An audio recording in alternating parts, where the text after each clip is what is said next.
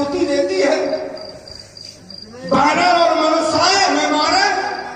अब अपना भी इतिहास देख लो, तुम्हारे तो पूर्वज ऐसे हुए कि कोई बिंदा नहीं छोड़ा, न ऊपर मरे, न नीचे मरे, न बाहर मरे, न भीतर मरे, न दिन में मरे, न रात में मरे, न अस्त्र न शस्त्र। वही कि केवल तुम्हें दूसरे की बुराई दिखाई पड़ रही है। अपने झांक के देखो पहले। तुम कह रहे हो या विवाह अतिथि सबही का, तो ऐसा भी नहीं है कि ये विवाह अतिथि सबही का। यहाँ की विद्वान नारियां हैं सभी। यदि कुछ नारियां ये बात को कह दें कि इसके टूटने से सभी का हित हो जाएगा, कि बात मानी नहीं जाएगी, क्योंकि कुछ नारियां इसका विरोध भी कर रही हैं। सब परम पनराव न तजई विद बस हट अबवे की। यदि कुछ नारियां इसका पक्ष ले रही है, तो कुछ नारियां विरोध भी कर रही है। तो बताओ क्या माना जाए? बात बराबर? तो फिर काहे बार बार कह रहे हो कि बात सब वही कहीं कुछ नहीं। सबसे पहले ये सुधार करो, नारियों को विद्वान नहीं है। अब रही बात, कुछ विरोध कर रही है लेकिन ये नहीं समझ पा रहे हो, वही जब निर्णय पर पहुंच रही तो क्या कह रही है? परस जासु पद पंकज तरी अहिल्या कृत अघोरी सो गिरहाएं बिन शिव धन तोरे अस्पर्तीत। प्रतीत माने विश्वास। ये विश्वास छोड़ना नहीं है। अस्पर्तीत पे जो उजड़ी हो रहे, ये अवश्य ही धनुष तोड़ देंगे, ये विश्वास रखो। तो अब विचार करो, तुम झूठे कि ये सिद्धांत विश्वासम फलम। तो जहां विश्वास वहां भगवान शंकर, और जहां भगवान शंकर विजय वही है। तो हमें लगता है तुम भगवान शंकर के भी विरोधी है। ऐसा भी नहीं है। तुम कह रहे हो जहां विश्वास वहां विजय। जब देखो तब अपनी ही बात। ऐसा कैसे विश्वास जहां वहां विजय? हमने विश्वास को भी तोड़ते हुए देखा। और जब विश्वास टूट जाता है, प्रण टूट जाता है, संकल्प टूट जाता है, तो क्या जनक का नहीं संकल्प टूट सकता है? उनकी अर्धांगिनी मैया सती ने नहीं उनका विश्वास किया। कहते हो विश्वास चाहे वो पूर्ण हो जाएगा। नारद को भी विश्वास हुआ। नारद ने जब विश्व मोहिनी को देखा तो उन्होंने सोचा कि हमारा विवाह हो जाए इसके साथ। याद किया, परमात्मा तुरंत आ गया, कह दिया पर रूप देव प्रमोही, हमें अपना रूप दे दे दिया। काहे के दे दिया? बंदर। बताओ, जिसे परमात्मा पर इतना विश्वास हो, याद करने से वो प्रकट हो जाए। अब बताओ, उसके साथ ऐसा विश्वासघात किया, नारद का विश्वास टूट गया। और जब नारद का विश्वास टूट गया तो क्या नारद से बड़ा जनक है? सुंदर बात है, तुमने एक बड़ा अच्छा बिंदु दे दिया है। हमारी बात अच्छी लगी? अच्छी थोड़ी अच्छी नहीं रहेगी, बहुत अच्छी। विचार करें, सभी मनीषी हैं कि माता ने भगवान शंकर की बात नहीं मानी, तो जब माता ने इस विश्वास नहीं किया तो टूटा क्या? भाई जब माता ने भगवान शंकर की बात नहीं मानी, विश्वास नहीं माना, तो फिर टूटा क्या? हमें यही नहीं समझ में आता, तुम उदाहरण कौन सा रखते हो? हाँ, नारद का तुमने उदाहरण जरूर रखा। तो नारद का विश्वास परमात्मा में नहीं है। उस समय नारद का विश्वास है रूप पर, क्योंकि जिस समय उन्होंने विश्व मोहिनी को देखा तो उन्होंने विचार किया, जो यह बरे अमर सो होई समर भूम तय जीत न सोई। अगर इसके साथ विवाह हो जाए तो हम मरेंगे नहीं, युद्ध भूमि में हमें कोई जीत नहीं पाएगा। तो उन्होंने विचार किया कि हे विधि मिले कवन विधि बाला। तो विश्वास किस पर है? उस सुंदरी पर। और जो जो रूप के चक्कर में पड़ा, इसी तरह से धोखा खाता है। इसीलिए कहा गया रूप राशि पर गर्व न करना, जीवन ही नश्वर है। क्योंकि छनके इसी शुभ उपवन में सर्वनाश का घर है। जैसे एक बारह सिंहा नदी में जल पीने गया, और जैसे ही उसने अपना प्रतिबिंब देखा तो अपने सुंदर श्रृंगों को देख करके इतना प्रसन्न हुआ कि देखो हमारे श्रृंग इतने सुंदर हैं, संसार में इतने सुंदर श्रृंग किसी के नहीं होंगे। और जैसे ही दृष्टि पैरों पर पड़ी कि श्रृंग इतने सुंदर और पैर बहुत बदसूरत सूखे, तो उसे बड़ा आत्मिक कष्ट हुआ। उसी समय एक बाघ ने दहाड़ लगाई तो प्राण बचाने के लिए भागा। तो तो पैरों ने इतना साथ दिया कि बहुत दूर तक भागा चला गया, लेकिन वो संग एक झाड़ी में उलझ गए। बाघ ने उसको दबोच लिया। अंत में उसने विचार किया, जिसकी मैंने प्रशंसा की, जो मेरी दृष्टि में सुंदर था, उसने मुझे फंसा दिया, और जिसको मैंने बदसूरत समझा, उसने बचाने का पूरा प्रयास किया। इसलिए नारद बाबा उलझे सुंदरता में। इसलिए कहा गया है, रूप पर कभी विश्वास न करना। तो शोक शीशा सलील नहीं होता, शोक शीशा सलील नहीं होता, अंश है ये, अखिल नहीं होता। बाबरे किसको सुनाता है व्यथा, रूप के पास दिल नहीं होता। अच्छा, बहुत अच्छी बात कही। बोले नारद का विश्वास टूट गया इसलिए कि वो रूप पर मोहित हो गए।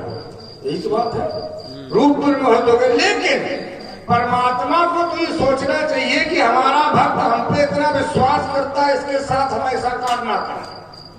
दूसरी बात, क्या जरूरी था नारद को बंदर रूप ही देना? और भी तो कोई दे सकते थे, और भी कुछ बना सकते थे। हाँ, ये सुंदर सभा, क्योंकि संकेत है कि नारद ये समझ जाएं कि आप तो तुम विवाह के चक्कर में हो, और अगर विवाह हो गया तो स्थिति क्या होगी? नारी दिवस नर सकल गोसाई और नाचे नर मर। वो बंदर की तरह नाचता है जो विवाह के चक्कर में पड़ता है। इसलिए विवाह के चक्कर में न पड़ो, तुम हो संत देवर्षि हो, माला घुमाओ, ये 7 फेरे न लो। इसलिए उन्हें बंदर बनाया गया। बनना चाहते थे सुंदर तो बना दिए गए। बढ़िया कह रहे हो, कह रहे विवाह न करो, और ये विवाह नहीं होगा, अच्छा उपदेश भी दे रहे हो संसार में। चलो ठीक, अच्छी बात है। हम देवर्षि, दूसरी बात, देवर्षि है, लेकिन उन्होंने ऐसा कार्य किया तो परमात्मा को तो नहीं ऐसा करना चाहिए। जिसे परमात्मा पर विश्वास हो तो परमात्मा को विश्वासघात नहीं करना चाहिए। ये अच्छा। और एक बात कह रहे हो, एक क्षण यही चलो, बड़ी अच्छी बात आई। आपने कहा परमात्मा ने ऐसा क्यों किया। एक बात बताओ, अगर बालक जुआ खेले तो क्या पिता उसको धन उपलब्ध करावे? क्या यही धर्म है? अगर बालक मदिरापान करने लगे तो पिता उसकी प्रशस्ति गावे? परम पिता है वो, पिता भी नहीं, परम पिता। और नारद जा रहे हैं गलत रास्ते पर, तो परम पिता क्या उसको गलत रास्ते पर भेजें? भले ही पुत्र को उचित लगता हो, लेकिन उस समय पिता का धर्म है बालक को औषधि भले ही कठिन लगे, लेकिन उसकी भलाई के लिए कठिन औषधि ही देना उचित है। अगर विपरीत मार्ग पर जा रहा है उस समय प्रताड़ना ही उचित है। इसलिए श्रीमान जी उस समय प्यार नहीं, तिरस्कार किया। तुम उसे परमात्मा मानो चाहे कुछ मानो, लेकिन रावण मानने वाला नहीं। तुम कह रहे तो रूप में ऐसा मोहन नहीं होना चाहिए। हमारी बात है, जो स्वाभिमान से जी नहीं सकता, जो स्वाभिमान से जी नहीं सकता, वो जीने की तमन्ना छोड़ दे, बहते बहते रुक जाए, ऐसे दरिया में तैरना छोड़ दे। मैं फूल था, मुझे कांटा बना दिया, अब उस कांटे से कहते हो चुभना छोड़ दो। चुभना क्यों छोड़ो, खूब चुभाओ, लेकिन कांटे में वो चोट नहीं है। अच्छा ना, देखिए, इंद्र का आयुध पुरुष जो झेल सकता है, इंद्र का आयुध पुरुष जो झेल सकता है, सिंह से बाहें मिलाकर खेल सकता है। रूप के आगे वही असहाय हो जाता, फूल के आगे वही असहाय हो जाता, शक्ति के रहते हुए निरुपाय हो जाता, भक्त हो जाता सहज बंकिम नयन के बाण से, और जीत लेती रूप सी नारी उसे मुस्कान से। जो कांटा नहीं कर पाता वो फूल कर देता। इसलिए फूलों को सरल न समझो।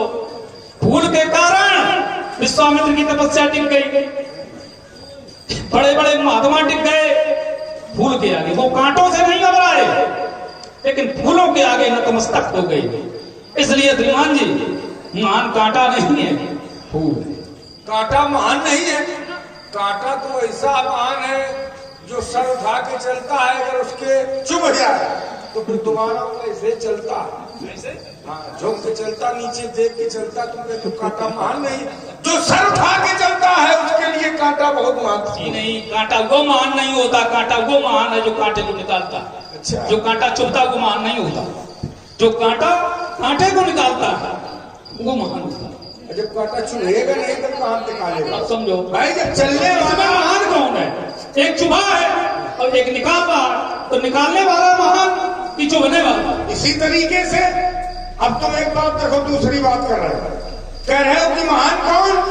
इस धराधाम पर परमात्मा आता है पाप की वजह से। अगर पाप ना हो तो आए ना, क्योंकि यदि धरती पर पाप ना होता, नीचे शमशान होता, न मंदिरों में मृदंग बजते, न मस्जिदों में अजान होता, नाम न लेता रबता कोई, एक जग में फैला उजाला ना होता, चांद की कहां चर्चा होती है, चकोर सचाहने वाला ना होता, जलती रेत दीप सिखा तो पतंग भी देख मतवाला ना होता, और काग की कहां बड़ाई होती है, कोयल का रंग काला ना होता, लेता ऋषियों से रक्त नहीं तो होता सीता का अवतार नहीं। अब करता है धरती पर पाप नहीं तो होता ईश्वर का अवतार नहीं। तो जब ईश्वर का अवतार ना होता तो बताओ इन लोगों का क्या होता? इन लोगों को हाँ, ये ऐसे भटकते रहते। श्रीमान जी तुम वही करते हैं जो कराया जा रहा है, इसलिए न कहो बदल जाए अगर माली तो चमन होता नहीं खाली, अगर एक माली बदलता है तो दूसरा। हाँ रही बात आपकी, तो श्रीमान जी हम तो ये कहते हैं अगर धर्मात्मा ना होते तो तुम भी ना होते। क्यों? क्योंकि तुम्हारे पिता धर्मात्मा, तुम्हारे बाबा धर्मात्मा। जिस समय तुम्हारे नाना का पतन हुआ तो तुम्हारे नाना ने विचार किया कि वंश का उद्धार कैसे होगा, कि किसी महात्मा की शरण में अपनी पुत्री को भेजें और उससे दौहित्र जो उत्पन्न होगा वो शक्तिशाली होगा। तो महात्माओं की शरण से श्रीमान जी जन्मे हो तो तुम्हारी तो वो स्थिति है, जाते नीच बढ़ाई पावा सोहत पथ में पाई।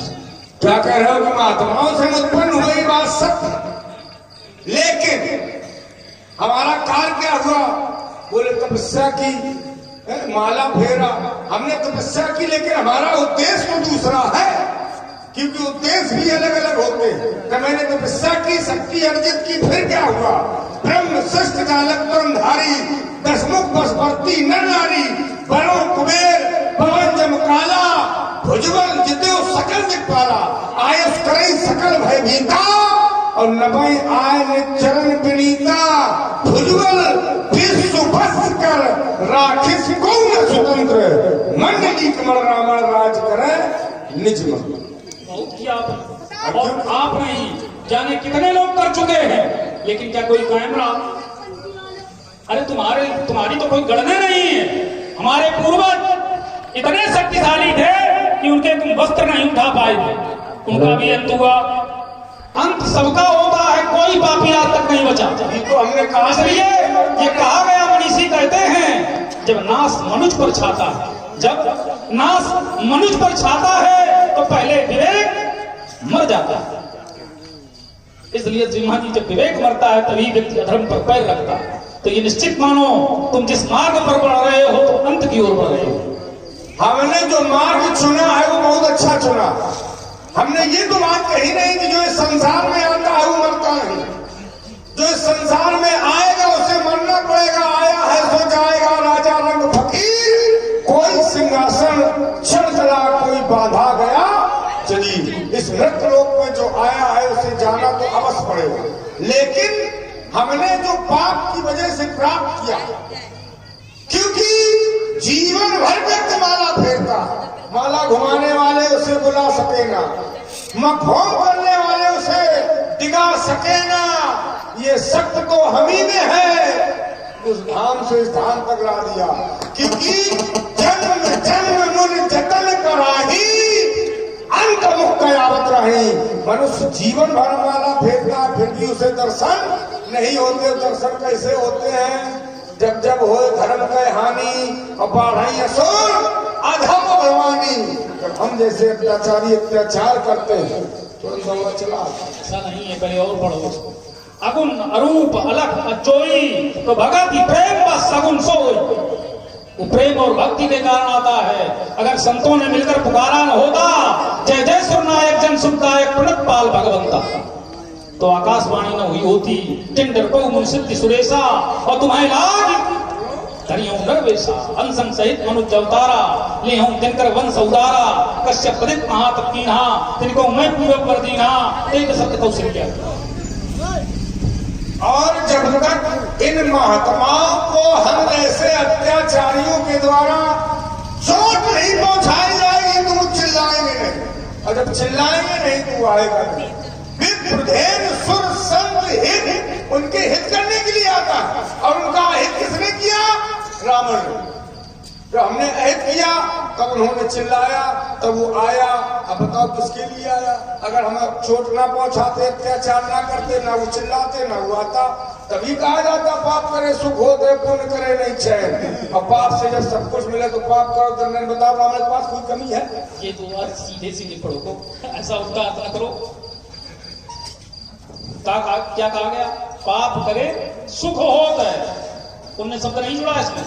पाप करे सुख होत है, बिन पाप करे नहीं चैन।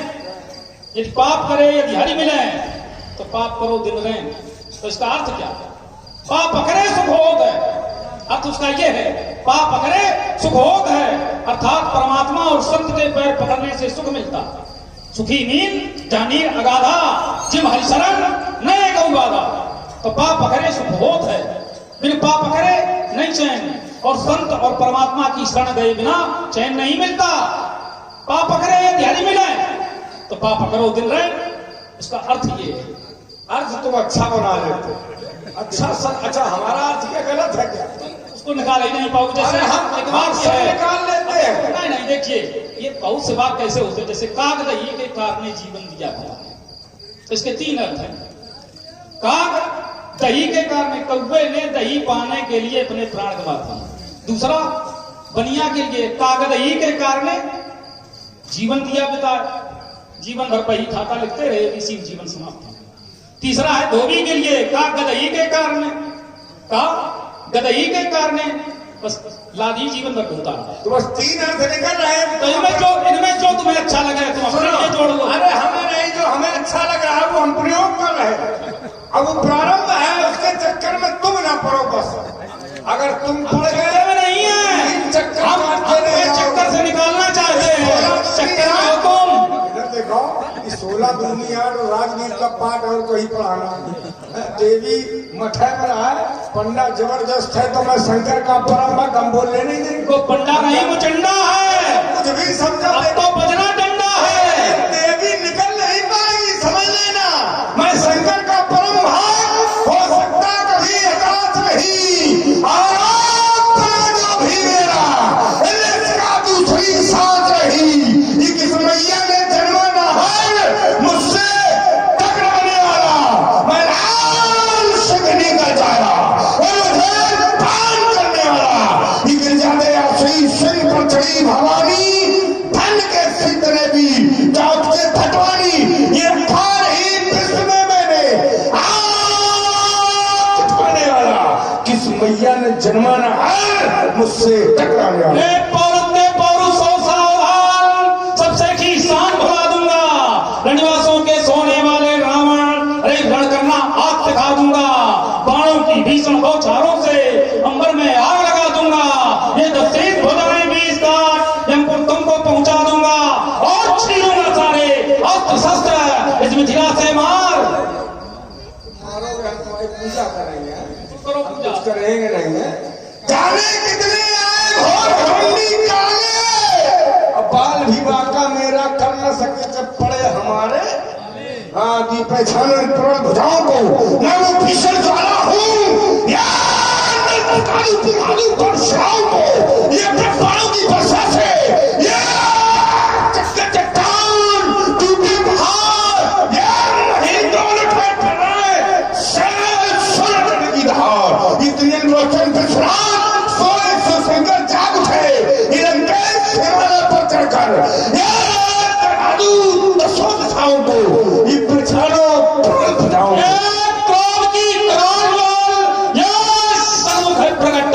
चमटों के सोने की सरिता बहाऊंगा, एक के ठाट आ रही पराओं में रुन्नों के ढेर हाथ लगा के दिखाऊंगा, अपनी सलाहों को प्रकट करते हुए योगिनी पिपासी को रक्त में पिलाऊंगा। दीना करो तो शबाद शंकर की, ये अस्त्र शस्त्र त्यागना ही बाण में लगा।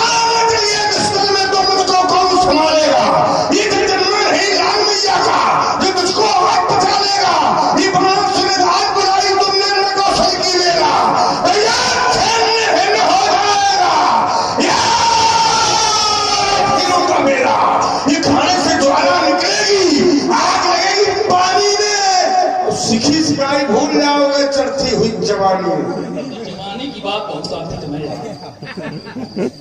जवानी क्या है? अधरों की जो प्यास बुझा दे उसको पानी कहते हैं, और मातृभूमि पर शीश चढ़ा दे उसे जवानी कहते हैं। इसलिए हमें जानो और पहचानो,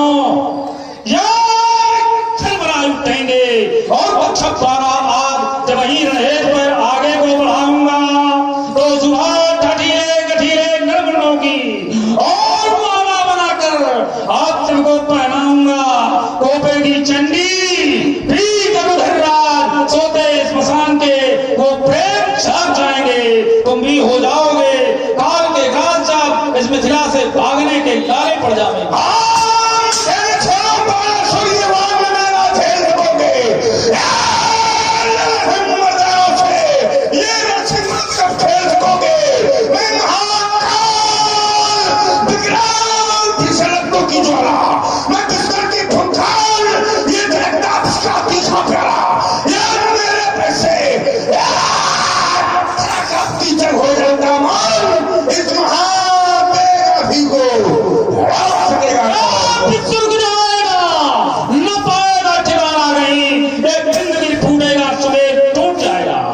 ये शेष की प्रजा यह पुकार धरतेगी जब तो रक्त बलिपुत्र बूंद बूंद पी जाएगा।